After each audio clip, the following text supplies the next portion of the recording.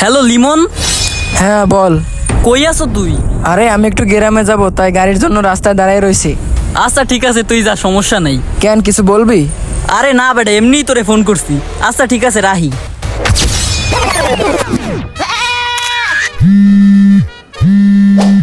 Hello. কি রে শাওন, কই তুই? আরে আমি তো তোর ভাবিকে নিয়ে বাগানে একটু ঘুরতে আসছিলাম। কি বাগানে? আচ্ছা তোর আইতে কত সময় লাগবে? আমার আসতে 2-3 ঘন্টা সময় লাগবে। কেন, তুই কিছু বলবি? 2-3 ঘন্টা? আচ্ছা ঠিক আছে রাহি, আমি তো তোরে এমনিই ফোন করছি।